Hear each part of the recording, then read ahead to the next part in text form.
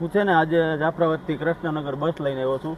તો મને રસ્તામાં એટલો બધો દેવભાઈ થાક લાગ્યો ને તો નો વાત કોઈ. ગીતા મંદિર પહોંચતા પહોંચતા એવું લાગતું હતું કે કૃષ્ણનગર ડેપોએ પહોંચી અને સીધું આરામ જ કરવો છે ને પડી જ જવું, એટલો બધો થાકી ગયો છું. ત્યાં તારો ફોન આવ્યો ને તો મને આમ નવું જોમ ને નવી હિંમત આવી ને એની જેમ હું છે ને ઊંઘવાની ફૂલ તૈયારીમાં હતો ને તારો ફોન આવ્યો ને એટલે મને એમ થયું મારો જીવ આવ્યો, મારો વિહમ આવ્યો, મારો મિત્ર આવ્યો. જો તું મને ગાંધીનગરથી મળવા આવતો હોય અને મને જો કંઈ એટલું બધું જોમ ન આવે એવું બને જ નહીં. એટલે જો આવા મિત્ર હોય ને એના વિડીયો શેર કરજો કે જે મિત્રનું ખાલી આપણે નામ ફોન ઉપર આવી જાય ને તો એ આપણને આમ અંદરથી નવો ઉજાસ જ આવી જાય.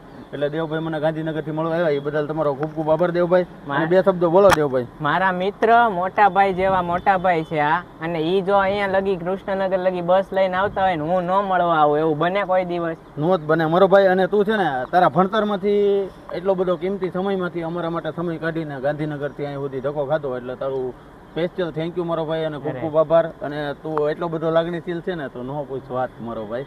અને તમારે જો આવા કોઈ મિત્ર હોય ને કે જેને ખાલી ફોન ઉપર નામ ખાલી એનું જોઈ જાવ ને તોય તમને આમ અંદરથી આવું નીકળો હર્ષ ઉલ્લાસ થાય ને એવા મિત્ર હોય ને એને આ વિડીયો શેર કરી દો.